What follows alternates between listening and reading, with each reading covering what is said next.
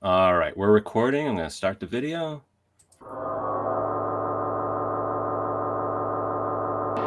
You are interested in the unknown, the mysterious, the unexplainable. That is why you are here.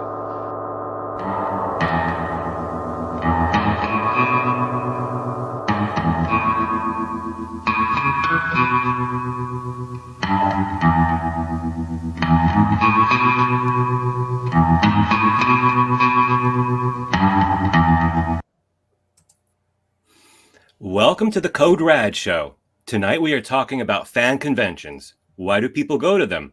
There are cons for horror movies, vintage toys, comic books. The Philadelphia Science Fiction Society held its first convention in 1936. PhilCon is now the longest continuously running science fiction convention, though now it's held in New Jersey, which is sketch. With me on the show today are Maddie and Scott, who have run Zenkaikon for 20 years, a convention which aims to promote knowledge and enjoyment of Japanese art, animation, and culture, which is awesome. Also with us is Alex, whose role in the Code Rad broadcast network is crucial, though ill-defined. Hi, everyone. Thank you for joining me on the discussion. It's good to maintain that air of mystery. So, I guess we should get right into the conversation. Scott and Maddie, what possessed you to start a convention? Well, it's important to note, I think, also that we're not just anime. We have a lot of anime, but we are a multi-genre convention with sci-fi, fantasy fandom, all the things that we love, we want to share with everybody else, not just one thing. So you're living the dream. You've got eclectic tastes and you managed to incorporate it all into this event? Oh, sorry. Your first question is, why do we run conventions? Is that right? Well, what would the idea of starting a convention seems just insurmountable, a huge undertaking. So tell me, how did you get that idea, and then take us through your journey of the first Zenkaikon? I think the trick is, I'll go first, is to start small. So I came into it that I had gone to college in Florida, and I saw how the Florida anime groups ran little mini conventions and little parties and fun things like that. And my first convention was actually MegaCon 2000. But I saw how the anime groups ran things, so I was inspired to help run an anime club in Delaware. And then we got together with some people who were like, "Why don't we make this a convention?" So we ran Zentran. It was Zentran Con before, in 2005 in Philly. And then in 2006, we merged with Kosaikon. So Zentran Con was anime, sci-fi, etc. Kosaikon was just anime. And we merged with them, became Zenkaikon in 2006. But yeah, the trick is you start small. It was just one day. We were seeing if, we could cover our expenses the first year. We actually didn't, but that's pretty normal. But we wanted to throw a fun event for fans and meet friends and just do all the cool stuff that, as a group, as a convention, like the conventions we had been to. We wanted to bring one to Philly because there weren't really any conventions in Philly at that time. So yeah, over to you, Scott. Well, I mean, it's important to know that I didn't start Zenkaikon. I did attend one of the first Kosei cons at Villanova.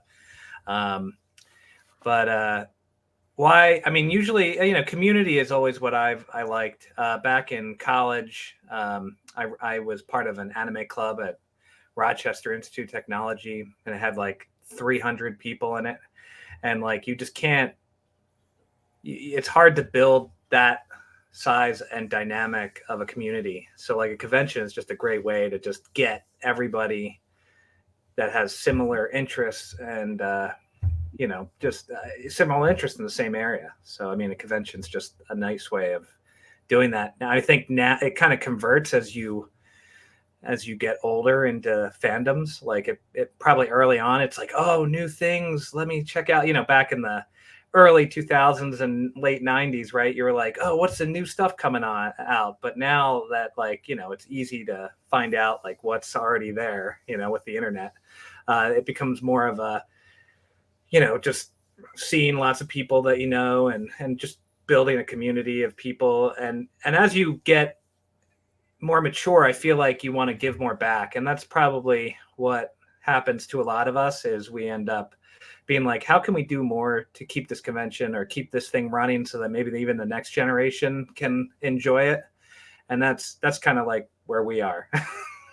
As you know, slightly past expiration date anime fans. But yeah, we're not in our 20s anymore. But speaking of community, isn't that where Sean and I met you, Scott? Wasn't it on a forum for a webcomic that we all liked? Oh yeah, Something like that. Yep, yeah. It was Dub This. I did a comic on. Dub This. Yeah. Right. I did a web comic about an anime club back in the day, but yeah. Oh wait, you drew it? No, I wrote it. Oh, you wrote it. I have no artistic talent. Right, yeah, but it's about like what Scott said. It's about making friends and sharing our love with the community and providing a place where people can be who they are and enjoy what they like and celebrating that. And like, there's nothing like running an event and seeing people's happy faces and seeing people say, I had so much fun at your event. I met 5 friends, or sometimes even I met my wife at your event, or you know, I was having a hard time in my life and I went to your event and it was exactly what I needed. Thank you so much. You're so loving and accepting, and no one treats me as weird here. I'm just a fan like everybody else. And we're all fans. We're fans starting something for fans. We're not like weird corporate bigwigs. Back when I was chair of Zenkaikon, actually, I made sure to walk around and shake people's hands. So I knew I wasn't just some like person from afar. Like, I was a real person. They're always like, oh, the lady in blue. It's like, yes, the lady in blue. That is nice. I've gone to conventions where I've seen the organizer running around because they're super busy, and it's nice. They can take a few minutes out of their busy schedule, acknowledge you, show their appreciation for you for attending and for the the theme of the convention, the community that has gathered there for that. It is nice. What sort of tell me about the social dimensions of Zenkaikon. Aside from the formal programming, do people just hang out in the lobby? Do they go out together, or do you program social events? What's that like at Zenkaikon? Well, I mean, one thing about when you're running an event is it's not like you just all show up the day of the convention and then set it up and run it. It takes an entire year of planning. So, for at least somebody who's involved, more than just like somebody who just shows up, but all the pre-planning, you're in meetings and working with people within the organization, weekly.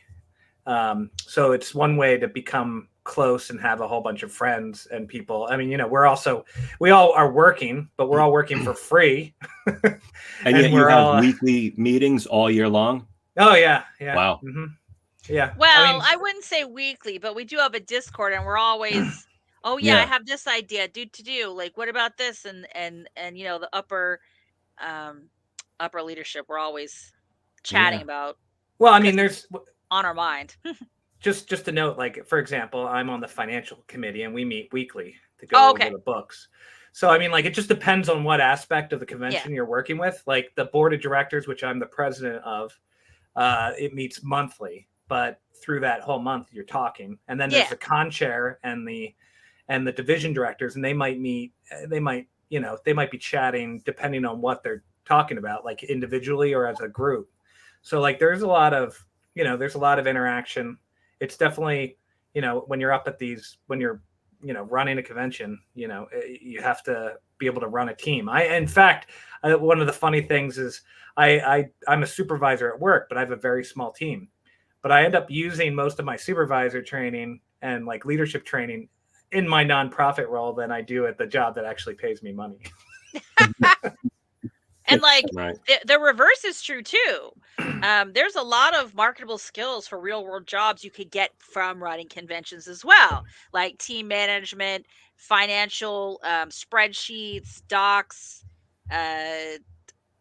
room layouts, event planning, just software, so many things that you can put and you can frame that and spin that in an actual resume. I've done it for various job applications. So It's definitely useful. But you were talking about social events. You mean social events for attendees, or like how do the staff socialize, or like specifically? I mean, any dimension of that you would like to talk about. I've been to conventions where there have been social mixers, things like that, as a part of the programming. Oh yeah. So we have a combination of stuff. We have fan run panels. The 21 plus programming is more of a social mixer type thing that I personally Hmm.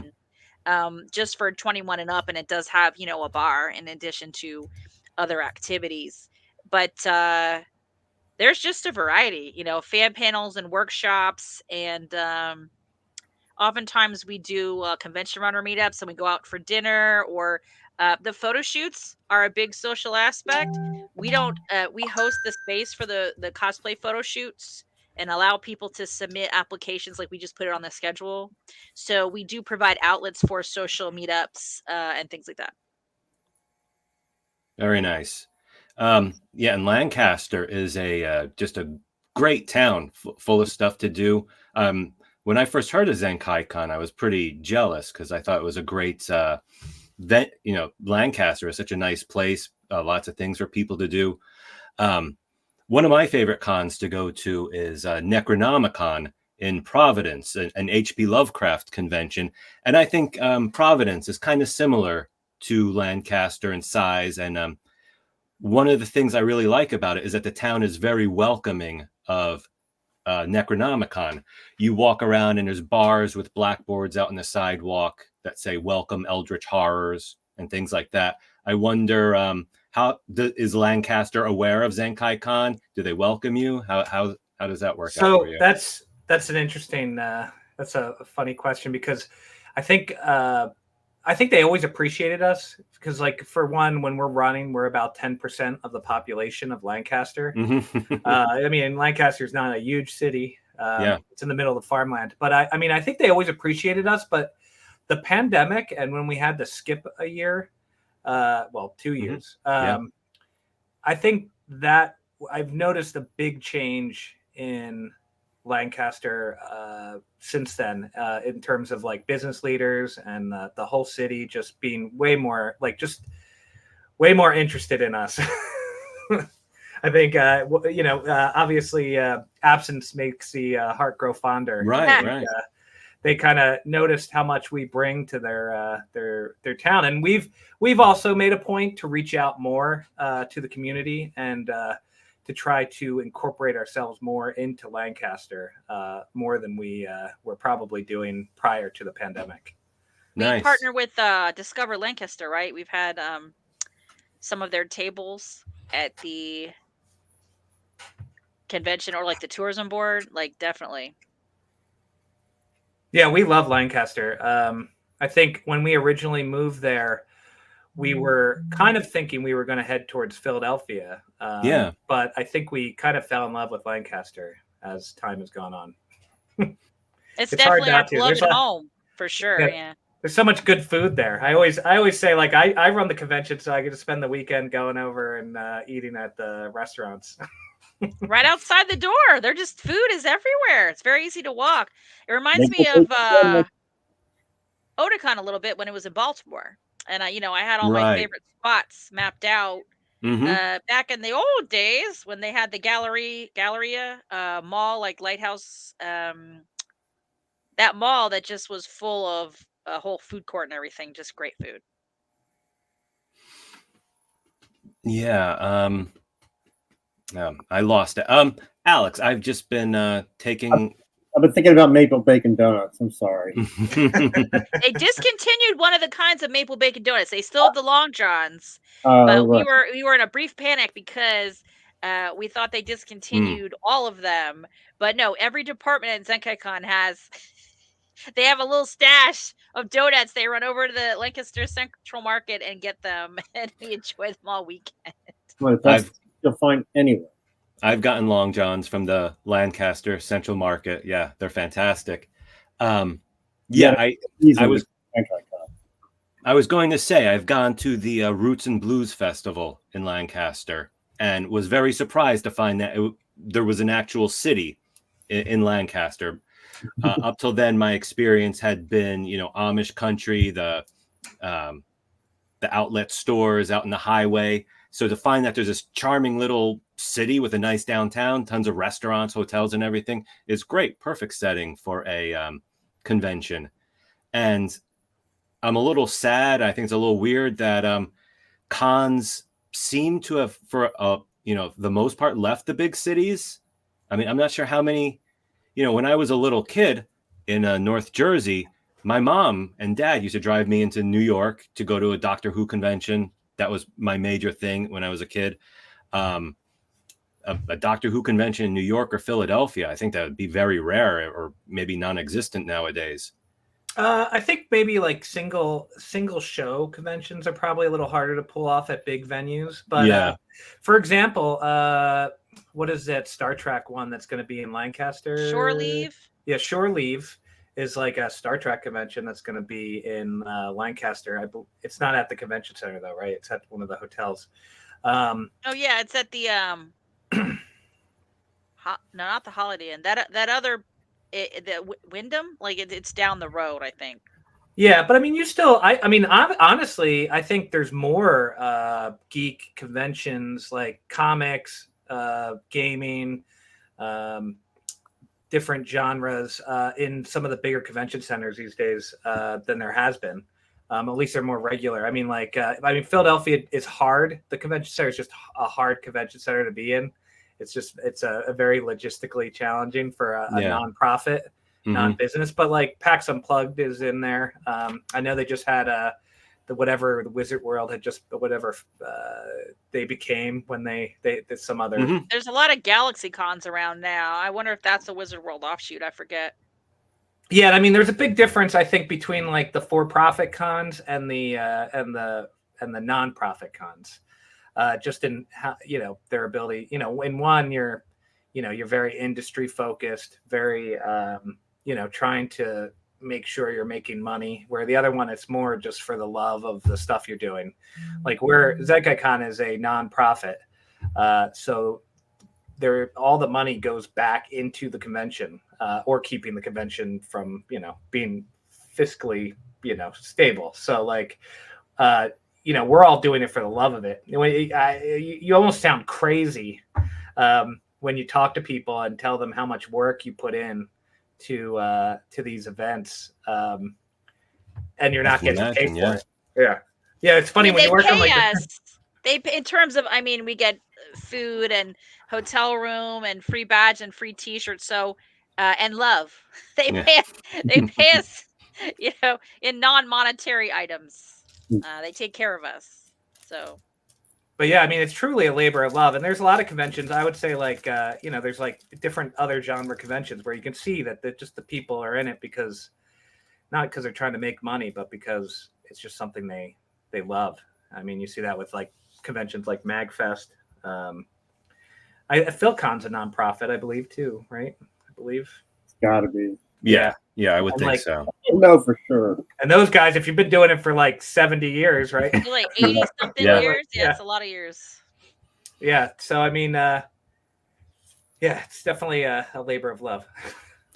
Yeah, I wasn't sure if I wanted to steer the interview in this direction, but over the last 20 years or so, the way conventions have become more business oriented.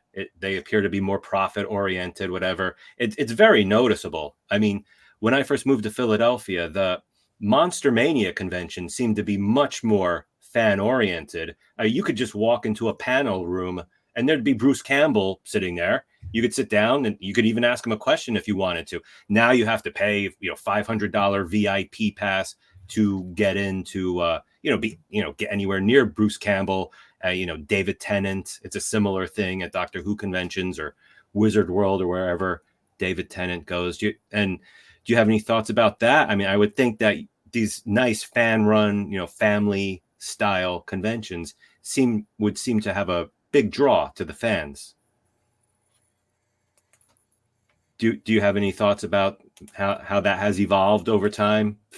More fan run. It just depends on the show. And like the thing of it is that there's no one perfect model for how to run a convention. Like conventions evolve differently internally and externally. It just depends on, their mission statement. Are they for profit, not for profit? It's different flavors. Um, I don't think any of those flavors are bad. It's just it depends on what you're looking for. In terms of like, because I mean I go to DragonCon, which I forget if Mm. that's for a nonprofit, but that is like I call that the Comic Con of the South, and I really enjoy that. But I also Hmm. really enjoy the way that we run Zenkaikon because it's a different flavor. It has a lot of the same appeal and goals as DragonCon, but it's like they're evolving in different situations with different goals. Yeah, it depends on the people that are coming to the convention and what they're looking for too. Some will come in and they just want to look at the exhibit hall and they don't really particularly care about anything else. And you'll see, like, I just to give an example, like at PAX's, like a lot of the PAX conventions, there are people that get a 4-day badge and they just sit there and game the whole time. And then there's people that come one day, they run into the exhibit hall, and then they leave. And so it just depends on the different population of the people that are going in and what they're trying to get out of the convention.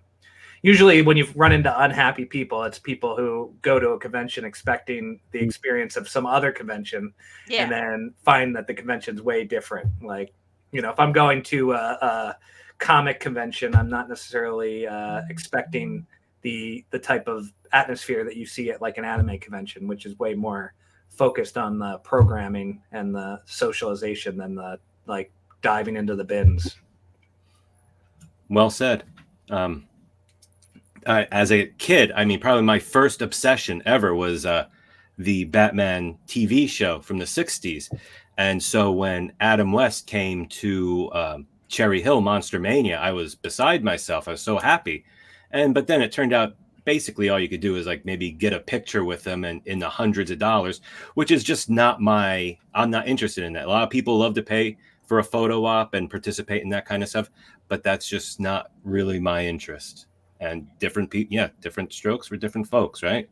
I will say, in my experience, I've had a lot of jobs at Zenkaikon. Actually, chair. I'm still head of guest relations.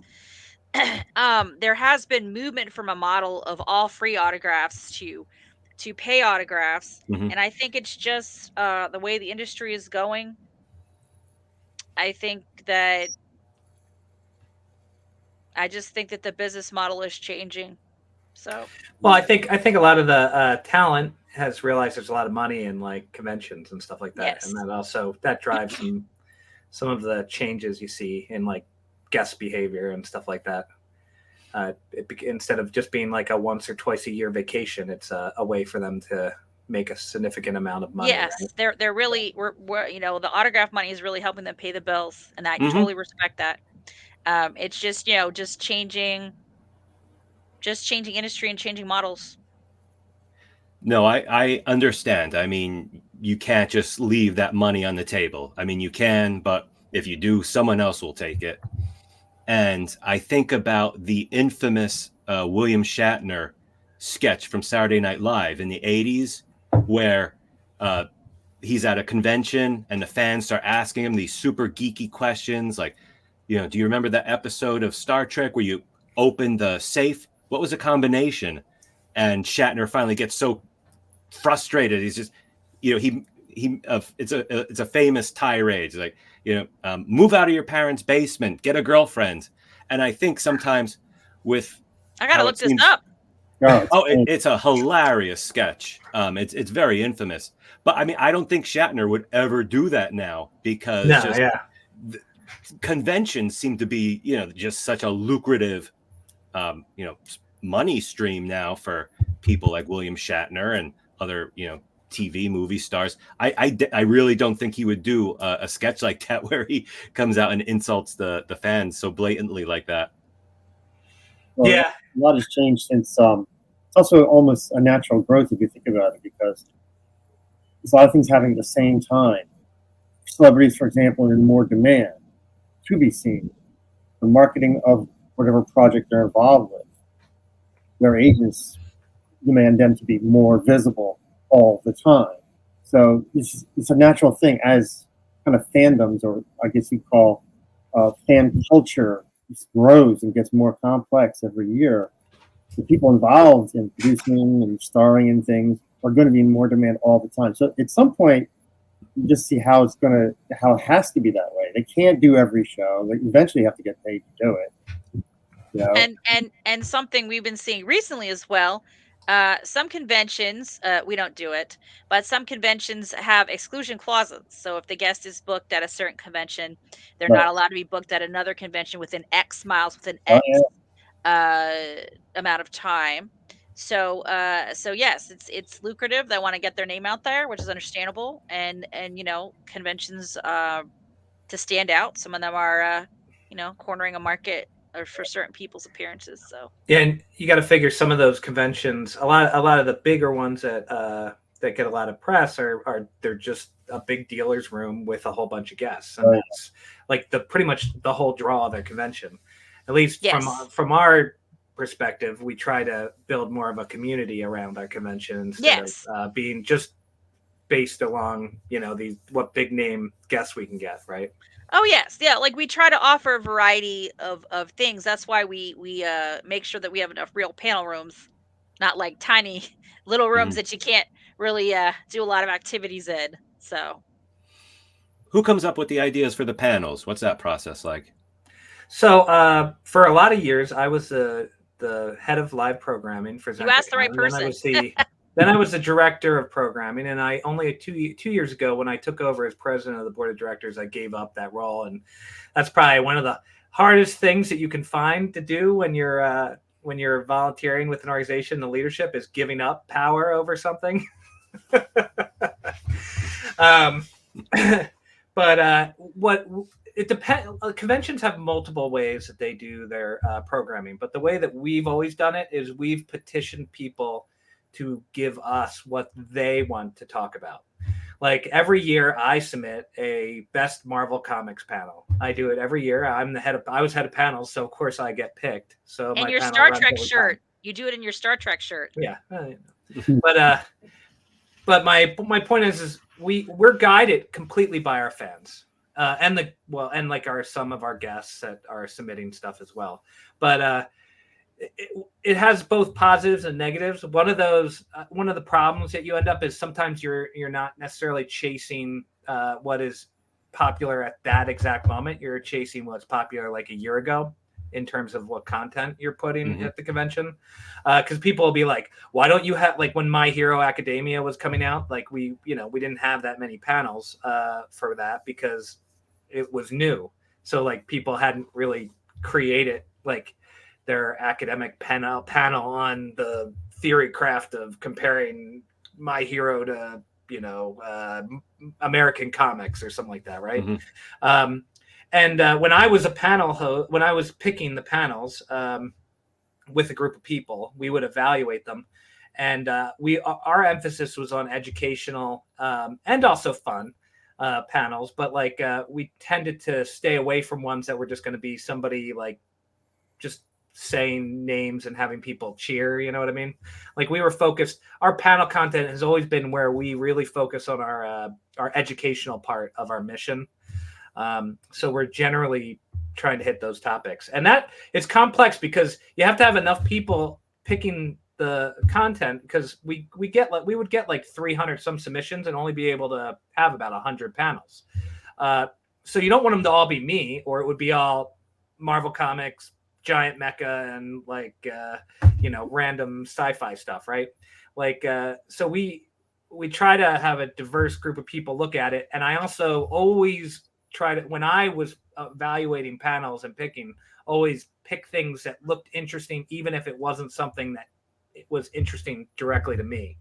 And I find that that's where a stumbling block that some places will have, depending on the ego of the people that are involved, is they'll only include the stuff that they want and throw everything else out. Oh yes. Yeah, we do that with guests too. Yeah. So my favorite Japanese pop culture is kaiju. Any kaiju programming at Zenkaikon? Oh, we've have. I mean, it depends on, again, you want to see kaiju programming. I always, whenever anybody, the best part is because all of our stuff is submitted by our fans, right? I always say, like, if you want to see that content, submit. Like, well, I want more. We don't really have a ton of American comic content, right? And I read a lot of Marvel, right? So like, Yeah. I just submit a Marvel comic every Marvel comic panel, and so we have a Marvel comic panel. But if we don't get any submissions for a topic, then we can't run that content. Like another convention, like for example, you mentioned PhilCon, which I've been to, has a different model of how they do their panels. They come up with a topic, put a moderator on it, and then ask people who wants to be on that panel. That's a different way of doing a panel. We don't do that at Zenkaikon. We are directed more by people submitting what they would like to talk about. I always found it just personally, find it a little bit weird because we would usually assist with the anime stuff at like PhilCon, and they'd be like, "Oh, do you want to be on these anime panels?" I'm like, I mean, look, I have a lot of knowledge of anime, but I couldn't talk about any of these topics. Like, it's just not like none of them look like something that I could chat about. So I don't know. It's just different ways of handling your live programming. For sure. Yeah, I did not realize Zenkaikon was that eclectic. That's great. Sounds like you appeal to a wide range of interests. The funniest piece of feedback that we get is like a lot of people will forget that we are a multi-genre convention that is specifically sci-fi and anime, but also gaming and other stuff, right? So like they'll be like, well, why is there all this sci-fi panels at this anime convention? And we'll just be like, it's literally, we literally have it in our title. Like the way I look at it is like a food ingredient label, right? When you read it, the first ingredient is what there's a lot of. And we have a lot of anime. Yes. Anime is probably our number 1 or number 2 ingredient, right? So what we strive to have the other ingredients brought forward as well and mix, be represented. But going on what Scott's saying, that we depend on the fans and the fans' feedback very much so. We like when we choose guests, we put out a big survey. We ask the people who they want to see it, and we don't guarantee it, of course. But we definitely take their opinions into consideration, because we want to stay current with what the fans like. So it's always a combination of who works out, different ideas. We very much care about our constituents, I guess. Our members. When you buy it's a membership. You buy a membership. You're buying a membership into Zenkaikon. So it's like you're going to a club for the club that you're part of. You mentioned guests, and that's a topic I wanted to touch upon. Do you bring in guests who work in the industry? Yes. And do you bring in guests from Japan? We did a couple of times guests from Japan, but not a lot because of the expense. We had a band straight from Tokyo actually one year, and that was very fun. But mostly, expense-wise, visa-wise, travel-wise, all that, we mostly focused on, the dub actors, authors, different DJs, cosplayers and such. So yeah, like one year we had John Delancey. Yes. Speaking of Star Trek people, right? But we actually got him because My Little Pony was big at the time, and he was voicing what was it, Discord? Discord, like yes. That? Yeah, and it was funny because like John Delancey is like he's a traditional actor, and he's not like he's not like a Trekkie. Like he's not somebody who's like embraced that totally. Like he'll talk about it, but you could tell he's like not interested. I could tell what he was really interested in was he was about to go on a sailing trip into the French Polynesian by himself.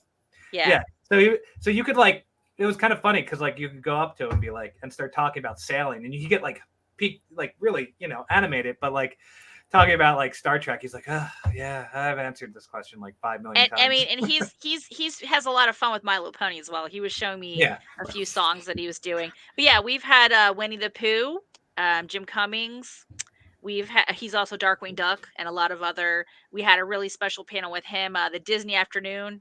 Was it 30, 40 years of Disney Afternoon? It was hosted by Uncle Yo, the geek comedian. Yeah. We've had Phil Lamar. We've had a lot of guests from just animation or other stuff, and also anime guests like Steve Bloom and Mary Elizabeth McGlynn, the Epcars.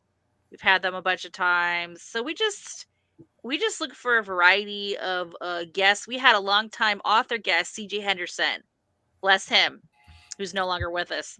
But he was really like our uncle. Like he was sort of part of our family, and he would just do the most amazing panels. But yeah, I've been doing guest relations for a really long time, so it is always an adventure. I always enjoy it. I had run into C.J. Henderson at events, and he had one foot in the Lovecraftian world. I sure did. I really admired. He'd be out there with racks of books on his table. He was a great salesman, but it was very sad when he died. But yeah, I would like to hear some strange stories about your guests. Any guests require only green M&Ms or anything? Any interesting stories about anyone? Like our guests have been super, super nice. Like I don't have anything, like other than just some of them are vegan, which doesn't bother us at all. We just give them a special diet. They've been really. There really hasn't been anything. Yeah, I've enjoyed them all. They've all been super nice people, basically. Even the ones that are harder to book, because they're so very popular. Like Todd Habercorn was very hard to book because of his travel schedule, and then we eventually worked it out. Just various travel stuff. Yeah. And it's important, like, we make sure that, in our green room, they can just be a human, and we're not asking them to, like, be on 24 hours a day because, at the end of the day, they're just people like you and me. Yes, they're famous people. They're people that, a lot of people know, but they're peeps, like anybody else. So. Is there, I know we talked about staffing of conventions and why people do it. Did we cover everything you wanted to talk about that? Anything else about? Yeah, I think we're always recruiting staff. Shameless self-promotion. But staffing is like a big family.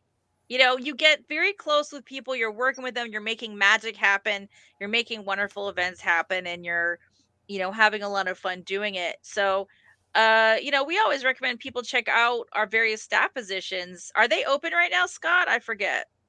I don't know. But, if you're unsure about staffing, we have positions, the @con volunteers, where you just sign up for a few hours a day and you get special perks like prizes or your lunch reimbursal or whatever. And you get sort of an inside view of different parts of the convention, and you can decide if you want to staff. So, I mean, we're always looking for help to make amazing things happen. And next year is 2026 is actually our 20th. 2025 is our 19th. We have a lot of special things planned for 2026 since we, started on the Zenkaikon name as 2006, like a museum that I'm personally working on and some other stuff. But yeah, I would always just trying to be staff of a convention. If you're a nerd or have any kind of, fandom interest, or if you want to know more, like, it's a great environment. Yeah, I think one of the things, a lot of organizations throughout society, just to make a broader point, like I feel like a lot of volunteerism has kind of died out in some cases. People have all those community organizations and stuff that aren't as strong as they used to be. This is like your opportunity. This is like joining like a convention, working with a convention organization is just one way that you can give back to something that you love in a way that if you're like me and you're like a talentless hack, you can't write or draw or whatever, right? You can run a fan event for a great salary of $0, right? But I think as you early on when you're really into something, you're really into it for that, and then like I think we've said like multiple times, you transition into caring more about the people around you more than just the thing that you're into. And like volunteering at a convention could be a great way to do that. I mean, these conventions can't last forever if they only rely on the people that started them. So like you're always going to need more people to come in. I would say like the big deal for this year at our convention is we have a con chair who is, a good decade or so younger than the people who are running it prior. Because you want the convention leadership and the volunteers to kind of age down with. And with that, you have, as a leader in an organization like this, you have to be able to give room for the younger people to get leadership positions and move up. If we just sit in our role and like just hold on to that power, the organization will stagnate and decay over time. And you can see that with some conventions. I won't name any, where they go from thousands of people to a couple hundred, or they decay over time. And I think one thing that we've always tried to do, at least I see in the anime convention space especially, is try to maintain relevance and like bring in new blood constantly, and not get real stuck in our ways. So we're always looking for new ways, new dynamic things to do. We're never like telling people like, oh, we can't have that, like you gotta, just keep changing with the times. Well, sometimes we have to say that if the idea is really, I mean, obviously, yeah. Not every idea is a gold idea. No. But you have to be open to new ideas. That's the important part. Yeah, I mean, anime clubs, I don't know if you know the history of how anime conventions came out of like sci-fi clubs, is they were back in like the 70s and 80s when anime was just starting to come into the US. They would show up in sci-fi conventions, and the sci-fi conventions kind of viewed it as like a these heretics. Sure. And they didn't really adapt to it to the point where these people would leave the sci-fi conventions and start anime conventions. And then honestly, a lot of those those anime conventions like ate their lunch in terms of like just becoming giant conventions that were that eclipsed the stuff that they came out of. And that's because, at least from my opinion, they were dynamic. And then there's some like Otakon that are specifically Japanese animation, and then there's stuff like Kineticon and Zenkaikon that are multi-genre, right? That have a couple different genres that they can bounce between. Oh yeah. And like we change our theme every year too. Like not the convention's mission, but like just like the art theme, and like we encourage special programming. Last year was Renaissance Fair theme, and boy, we did a lot of really cool stuff with that. Like we had jouster panels and Cass and Flask come in who are Renaissance performers and all that. So I mean, and we're still working on this team. So who knows what cool interesting things we bring in, like specific. So I don't forget, what are the dates of the 2025 show? Isn't it March 22 to 24? But really 20, or is it? Hold on. I signed the contract. We should have our geek cred. I would like to note, as a person who is the top of the board of directors and oversees everything, the fine details of when our convention is, even though I signed the contract, is not on the tip of my tongue, but it is the 20th to 23rd, right? 2025 in March. Yeah, it's always in the 20s. Sorry about that. It's not always in March. We try to keep around the March. Yeah, it's just depends where Easter falls, so we try to avoid Easter. Yeah, and we say 20 to 23. It's a 3-day convention, but we say 4 days because we do have some programming at night on Thursday. It's not a full day, but it's stuff where people who have checked in can see various things. I'm not sure what we're doing for 2025, but I know in a previous year, Scott, it was panels and videos or something, or panels and video gaming or something at night, special programming. Yeah. So. I wanted to add one little thing about the volunteering. Yeah. One of the things I would say that if volunteering and getting involved in a convention, regardless of the size, especially one that's kind of organically growing, like yours has always been, one of the huge benefits of getting involved is to inspire you if you ever want to at some point start your own convention. Mm-hmm. And the best way to find out what's that could be like and what the options are, the way you want to handle it, is by being involved in things.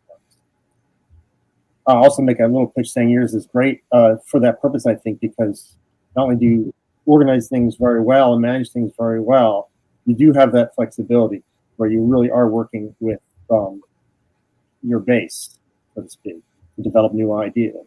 Yeah, it's not a top-down system at all. It's a very bottom-up system.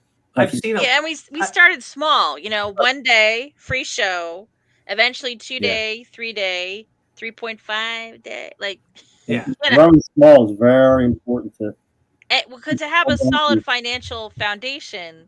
I personally think that's really important because a lot of people, when they start conventions, they're like, bam, I'm going to have an Otakon first year over.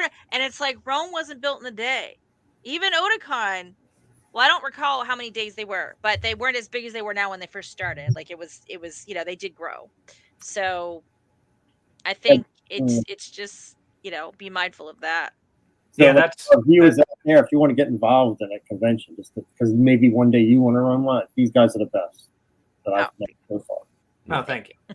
Sure. And to backtrack a little bit, bringing in new blood does not seem to be a problem for anime. Like say with like Marvel Comics, I would say the fans of Marvel Comics definitely getting older. But I'm an elementary school teacher, so I get a pretty good snapshot of what kids are into, and there's no shortage of Naruto backpacks and things like that. My Hero Academia all over the place. Some much bigger properties you virtually never see. I'm sure these kids don't know anything about them, but anime is big. Kids love anime. It's a lot more accessible now. I remember in college, there was an anime club in the city, and we just kind of watched, dating myself, some VHSs of like Project A-ko and Sailor Moon and the like fan subs and all that, you know, kind of thing. And now VHSs are like, you know, decorative paperweights, and we get all our anime from like Crunchyroll on TV.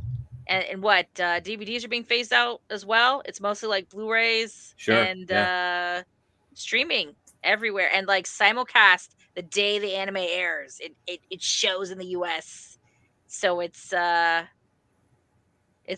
It's really proliferated, and you know, shows, the streaming services, you know, the other streaming services where you can get fandom shows of all kinds.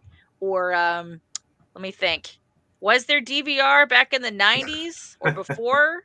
Or was that like a newer thing where you could record a show and then watch it? Like I recorded Quantum Leap on VHS to watch it later. Oh, for sure. But I do think TiVo came out in the 90s. I didn't have it, but I remember seeing it in stores. But it's just beautiful because people can just jump right in to like nerd culture. And then, you know, the TikToks and the YouTubes and all the stuff where you can just connect everywhere. I think anime, not only does it skew younger, but there isn't, at least anymore, too much pretension around it.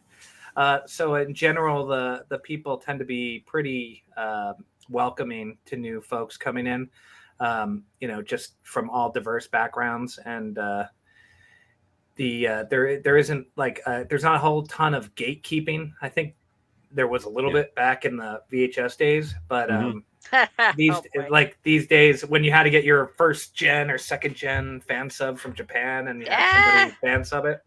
Napster and what was the other one? I forget. So I mean, yeah, I think the good part is with our anime side, especially, we're always bringing in new people. So that just helps bring it out as people age out or like get busy. I mean, the kicker is, you're doing a lot of free labor as a volunteer at these conventions. So like, having a kid or like having a job, a lot of different things can get in the way of you continuing to help out, and eventually, people have to step off, and then other people come up. So cycle of life. So yeah, we've been talking for about 50 minutes now, and one thing I definitely wanted to find out about, I hope maybe if you have any heartwarming stories from all your years of running a convention. You mentioned something earlier about someone meeting a spouse, people meeting their spouse at Zenkaikon. Any really heartwarming stories? I think there's been a few proposals.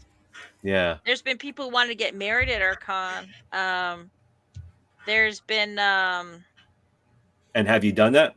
Any marriages at the con? No, I think for some logistical reason or other that did not happen, but I mean, we've looked into it seriously. What was that other story? Oh, when we do our charity fundraiser, that actually helps a lot of people. Like we did Extra Life. It was Extra Life, right, Scott? Yes. Yep. And a lot of people came to talk about how Extra Life has helped their family with what expenses. Does Extra Life do? Extra Life is, aren't you raising money for hospitals by gaming?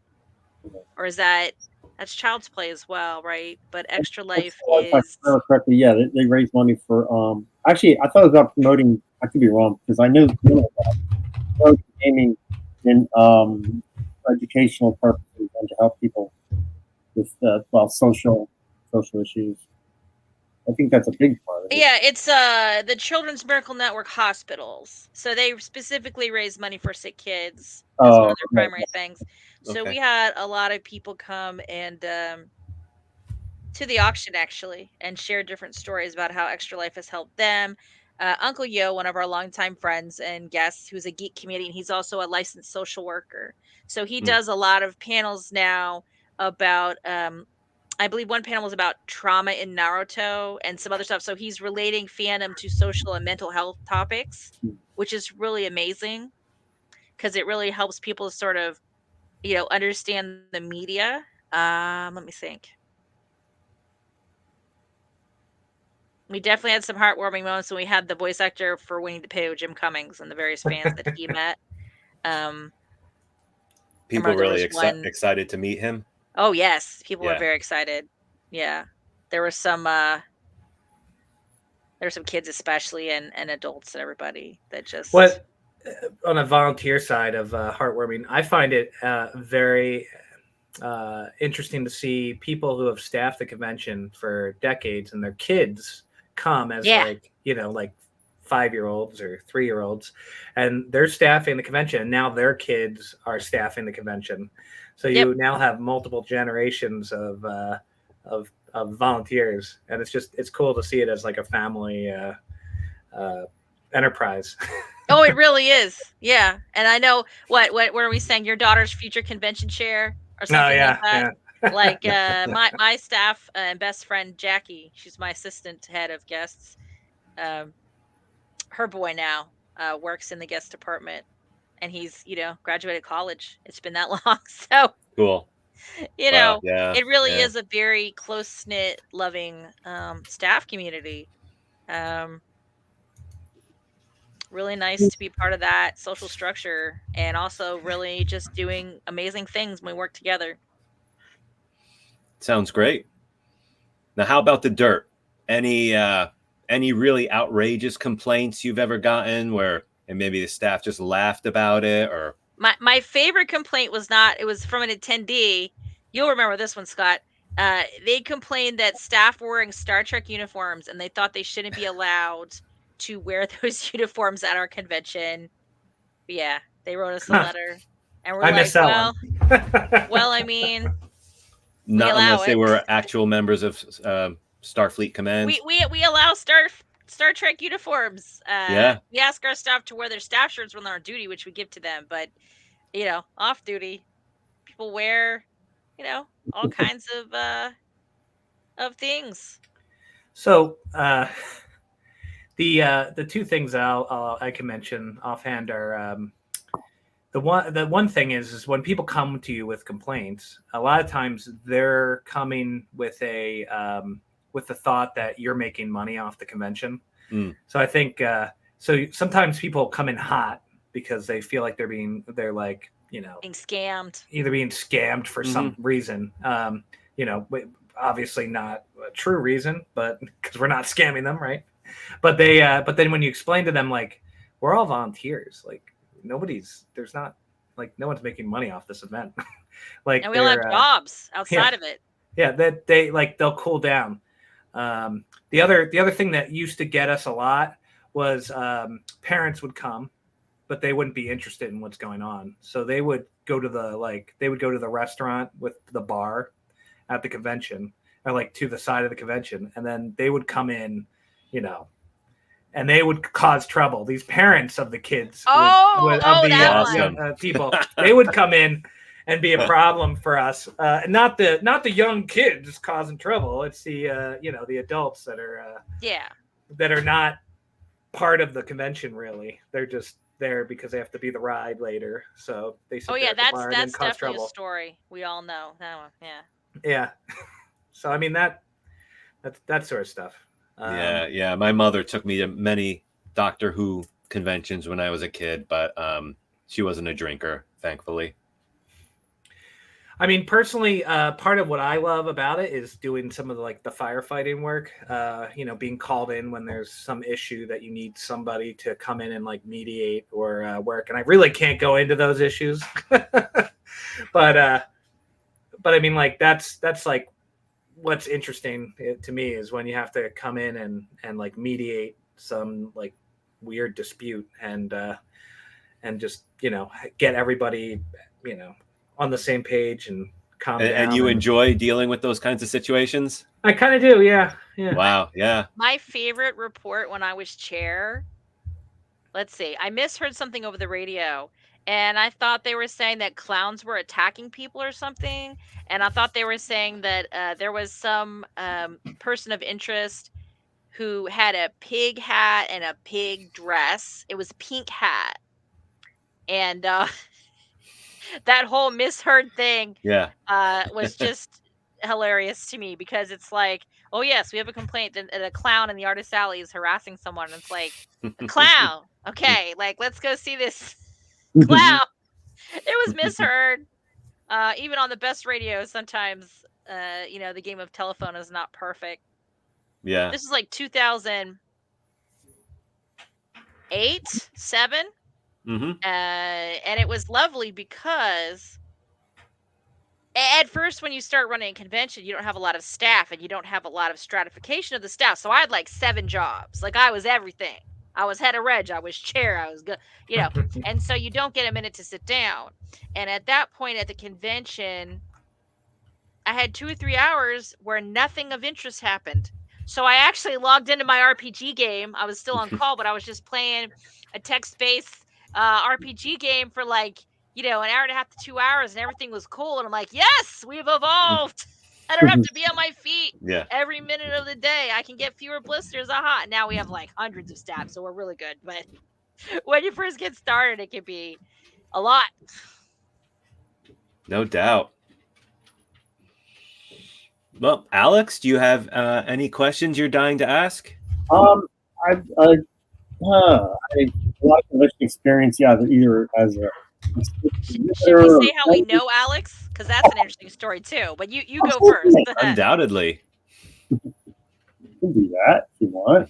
I've been a vendor and a attendee when I was younger, but mostly as I grew older, it was mostly as a vendor, exhibitor, programming, runner of events. One of the things I do is I run events myself.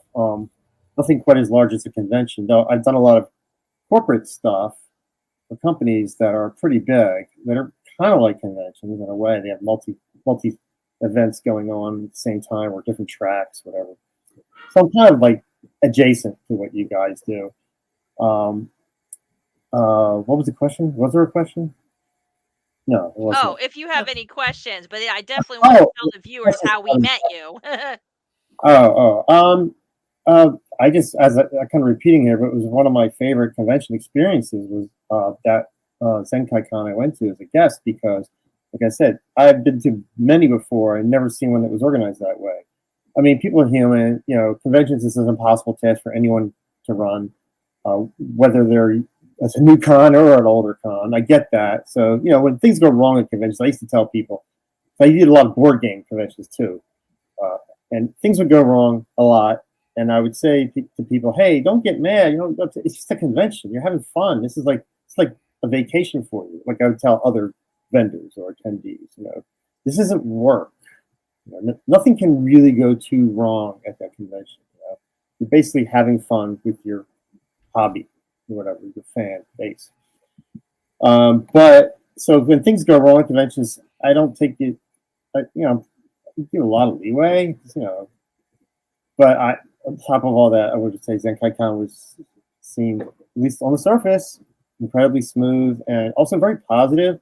Not all conventions have this because I've done a lot of types, not just gaming conventions, but some horror, some sci-fi, some kaiju conventions, all kinds of conventions. And Zenkaikon seemed very welcoming.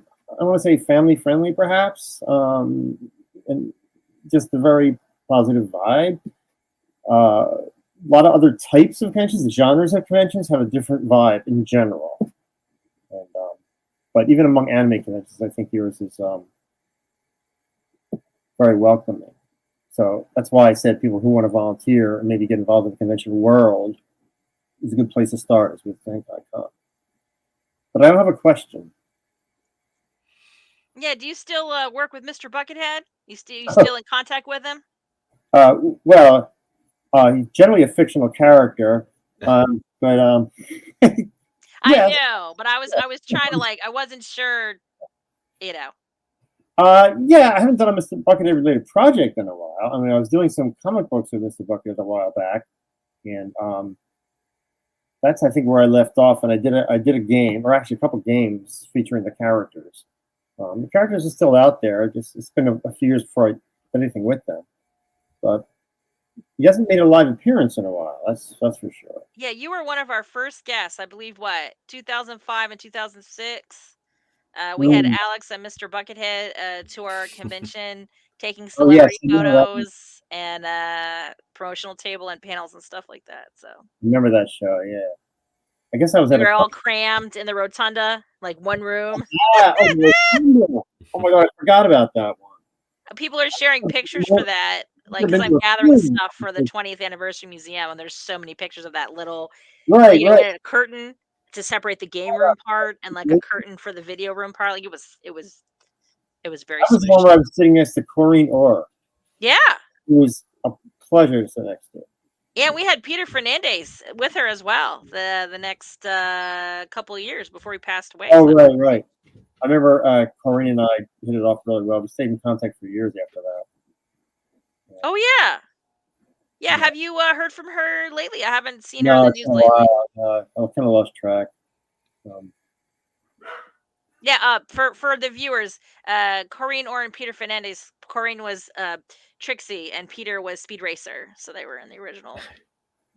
I think at that one at the Rotunda, I think I was just promoting Mr. Buckethead at the time. I don't remember promoting anything else. You probably remember better than me. A lot of the ones I've done since have been board game related, so it's its own kind of world. All right. Yeah, because you should plug yourself, sir. You have a gaming company. Well, I run Cybergecko games. Cybergecko, like a cybernetic gecko. I design card games and board games and party games and team building games, all kinds of analog games. I've done some digital work, but not that much. It's not my favorite anyway. Don't tell anybody. I just like the interaction with people and the puzzling nature of tabletop games. So that's what I do now. I do small quantity. I used to do really large, like distribution across, most of the world. I used to published in very large quantities, which is wonderful but stressful. And now I just do small, what they call boutique publishing. So I do like a small run. I have too many ideas to stick with one idea for 5 years like I used to do. So now I do a new thing every month. It keeps me. I'm sorry. Go ahead. No, I said it keeps me sane. Yeah. It's probably a lie. I will put all the obvious links on the YouTube page, Zenkaikon, Cybergecko, etc.